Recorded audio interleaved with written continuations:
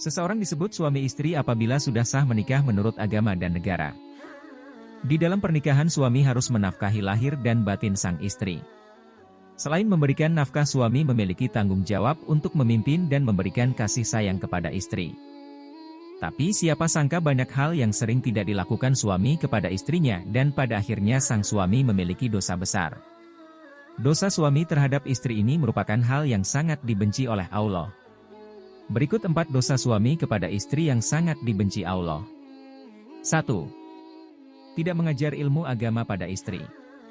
Suami yang ahli dalam pekerjaannya, memberikan uang belanja, dan memenuhi berbagai kebutuhan istri mungkin banyak. Namun hanya berapa suami yang mengajar ilmu agama pada istri dan anak-anaknya. Padahal hal itu menjadi kewajiban suami. Yakni wajib untuk menjauhkan diri dan keluarga yang dipimpinnya dari pedihnya azab kubur dan siksa api neraka. Hai orang-orang yang beriman, peliharalah dirimu dan keluargamu dari api neraka yang bahan bakarnya adalah manusia dan batu, penjaganya malaikat-malaikat yang kasar, keras dan tidak mendurhakai Allah terhadap apa yang diperintahkannya kepada mereka dan melakukan apa yang diperintahkan. Quran Surat At-Tahrim ayat 6. 2. Tidak cemburu dengan istri.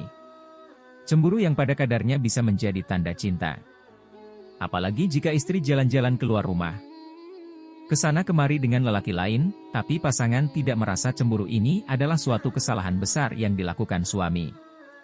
3 golongan yang Allah tidak akan melihat mereka pada hari kiamat, yaitu seseorang yang durhaka kepada orang tuanya, wanita yang menyerupai laki-laki, dan Ad-Dayuts. Hadis riwayat An-Nasai, Hasan, oleh Syekh Albani. Dan Ad-Dayuts, Dayus, adalah lelaki yang tidak memiliki kecemburuan terhadap keluarga dan istrinya. 3. Tidak memberi nafkah kepada istri. Sudah banyak contoh para suami yang tidak memberikan nafkah sama sekali kepada istrinya. Hal ini merupakan dosa besar bagi seseorang suami. Sebab memberikan nafkah adalah tanggung jawab utama bagi seorang suami. Bayangkan saja jika seseorang wanita yang telah rela meninggalkan kedua orang tuanya untuk hidup mengabdi pada suami. Bahkan rela mengandung anak dan melahirkannya untuk si suami, namun diabaikan dan tak diperhatikan. Hal ini sebagaimana hadis Rasulullah yang berbunyi, Rasulullah bersabda, seseorang cukup dipandang berdosa bila ia menelantarkan belanja orang yang menjadi tanggung jawabnya. Hadis riwayat Abu Daud. 4. Membiarkan istri menafkahi suami dan memimpin suami. Ada suami yang hidup dengan ditanggung istrinya yang bekerja siang dan malam. Padahal si suami tidak punya alasan atau udzur syar'i yang memperbolehkannya untuk tidak bekerja. Hal ini sama saja dengan tidak menunaikan kewajibannya kepada istri.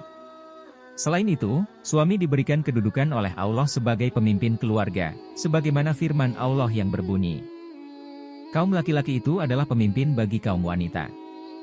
Hal ini karena Allah telah melebihkan sebagian mereka, laki-laki, atas sebagian yang lain, wanita, dan karena mereka, laki-laki, telah menafkahkan sebagian dari harta. Quran Surat An-Nisa pukul 4:34.